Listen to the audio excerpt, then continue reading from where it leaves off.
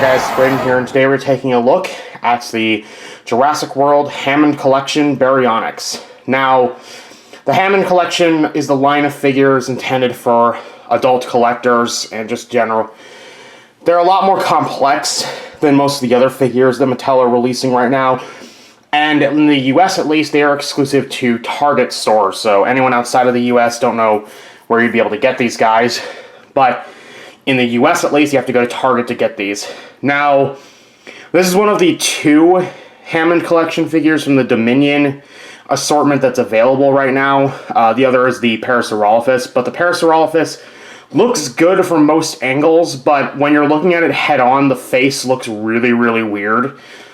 Like, it has, like, big chipmunk cheeks, which, to be fair, I think Hadrosaurs actually did, but it just looks weird, and, I don't know, just looks off-putting to me, so I decided to get this guy because I actually never bought any of the Baryonyx figures that were released during Mattel's handling with Jurassic World Fallen Kingdom, and they released quite a few of them. Like, I'm pretty sure every single subline they released for that toy line had at least one repaint of the original Baryonyx mold, but I never picked it up.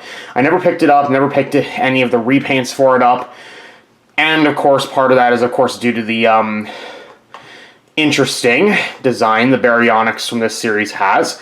But I did pick up the Hammond Collection figure because I figured, what the hell, I want to review a figure from the Hammond Collection. Haven't really talked about any of the sublines for Jurassic World Fallen Kingdom or Dominion, so might as well go with this line, which is aimed at, adult collectors and just in general is pretty nice. This figure is not too bad, actually. Yeah, scientific accuracy-wise, it's pretty iffy because it's based on the Fallen Kingdom Baryonyx, but oh well. Now, something that I really, really like about this line is perfect for anyone who wants to do stop-motion animation because of how many joints this guy has. I'm going to have to set the camera down to show you guys this, but the foot has a joint here.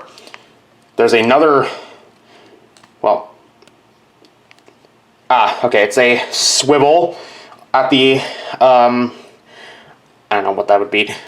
This is another ball joint. The legs themselves are on a hinge joint.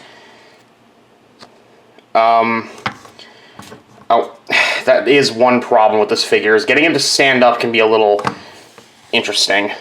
The tail, well, you can do some stuff with the tail, but it's not the most secure joint, because this joint you have to attach when you're putting the figure together. That's the one detachable part he has.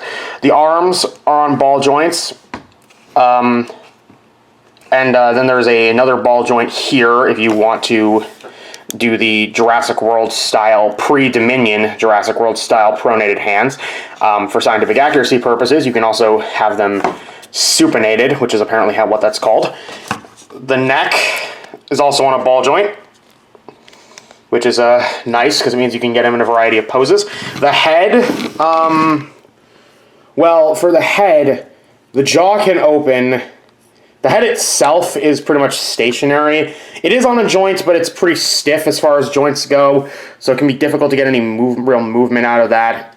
The mouth can open, as I saw. In fact, it can open pretty wide, but this is a much more natural-looking wide than some of the smaller figures from the line because both parts of the jaw actually open, whereas with a lot of the other ones, the lower jaw is the only thing that opens, which makes the gape look really bizarre. For movie accuracy, this is quite an accurate figure to how the Baryonyx looked in Fallen Kingdom. I think that's the one from Fallen Kingdom is what this specific one is based on. So overall, this is actually a pretty nice figure. As a Hammond Collection figure, it's quite nice. It's a good first impression on me, at least. This guy is a little bit pricey. This guy's about midway between the Attack Pack and the Roarivore figures in terms of size, but he was $20, which is definitely more expensive than you'd expect for a figure of this size, but cheaper than I was expecting, I will admit.